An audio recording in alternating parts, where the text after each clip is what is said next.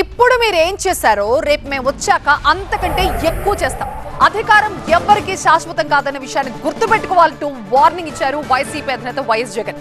కర్నూలు పర్యటనలో భాగంగా కూటమి ప్రభుత్వంపై విరుచుకుపడ్డారు. అయితే అదే రేంజ్ లో కౌంటర్ ఇచ్చారు కూటమి నేతలు.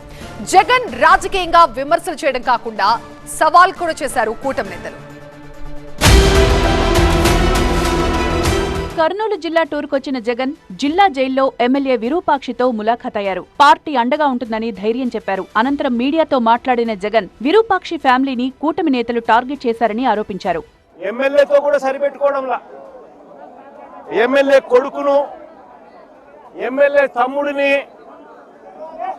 తమ్ముడి కొడుకును మొత్తం అందరినీ జైల్లో పెట్టారు.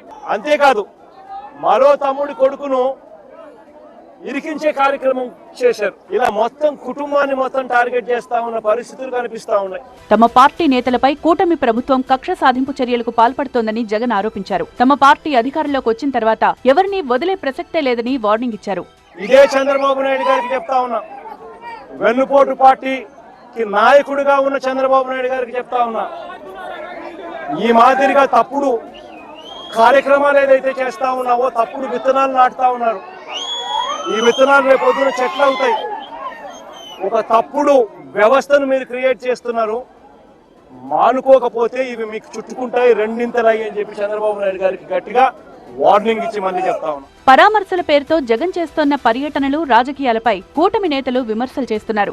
దమ్ముంటే అసెంబ్లీకొచ్చి మాట్లాడాలని సవాల్ కూడా చేస్తున్నారు. రాష్ట్రానికి ఆ చివరన ఉన్న శ్రీకాకుళం వెళ్లావు, ఈ చివరనున్న కర్నూలు వెళ్లావు, ఇంటి పక్కనున్న అసెంబ్లీకి కూడా ఓ తూరి రావచ్చుగా సామి అంటూ తిరువూరు ఎమ్మెల్యే కులికిపూడి సెటైర్లు వేశారు.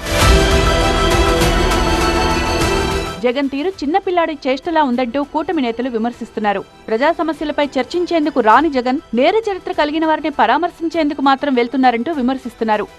చాలా హీనమైన కేసులలో, అత్యాచారం కేసుల్లో, కబ్జా కేసుల్లో, లేదా నేరం ప్రయత్నం చేసిన వాళ్ళపైన, యాక్సిడెంట్లు చేసిన వాళ్ళపైన వాళ్ళని వెళ్ళి పరామర్శకు వెళ్తున్నారు తప్పిస్తే ప్రజల గురించి కానీ, ప్రజల కష్టాల గురించి కానీ, ఇవాళ ఎల్నినో సందర్భంగా ఇవాళ తీవ్రమైన దుర్భిక్ష పరిస్థితులు నెలకొన్నాయి, వర్షాభావ పరిస్థితులు నెలకొన్నాయి. ఈ సమయంలో రైతులకు సంబంధించిన విషయాల మీద మాట్లాడండి, రైతుల దగ్గరికి వెళ్ళండి, లేదా ప్రశ్నించండి. అంతేగాని పరామర్శలకి, దొంగలకి, దోపిడీదారులకి, కబ్జాదారులకి, అవినీతి పరులని పరామర్శలకు పోవడానికి ఉంటున్న టైము ప్రజల కష్టాలను ప్రస్తావించడానికి జగన్మోహన్ రెడ్డి గారి దగ్గర లేదు. జగన్ అసెంబ్లీకొచ్చి సమస్యలపై మాట్లాడాలి అన్నారు మంత్రి డోలా వీరాంజనేయ స్వామి. ప్రతిపక్ష హోదా ఇస్తేనే సభకొస్తానని జగన్ అనడం సరికాదన్నారు. తన హయాంలో జరిగిన తప్పులకు జగన్ క్షమాపణలు చెప్పాలన్నారు. మీకు ఈ రాష్ట్రంలో యువతను తప్పుపడిన మీకు రాజకీయాల్లో ఉండే అర్హత కూడా లేదు. ఈ దీనిలో కూడా సిట్లో కూడా మీరు మొదటి ముద్ద అయిన విషయాన్ని మాజీ ముఖ్యమంత్రి ఈరోజు గుర్తుపెట్టుకోవాల్సిన అవసరం ఉంది.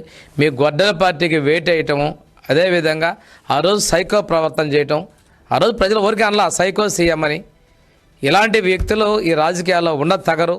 జగన్ ఎక్కడ పర్యటించినా సేమ్ సీన్, సేమ్ ర్యాలీస్ అన్నట్లుగా పరిస్థితి కనిపిస్తోంది. కర్నూలు పర్యటనలోనూ భారీ ర్యాలీ తీశారు జగన్. దారి పొడవునా ఆయనకు కార్యకర్తలు ఘన స్వాగతం పలికారు. పోలీస్ ఆంక్షలు ఉన్నప్పటికీ వైసీపీ శ్రేణులు భారీ సంఖ్యలో తరలి రావడంతో అభివాదం చేస్తూ ముందుకు సాగారు జగన్.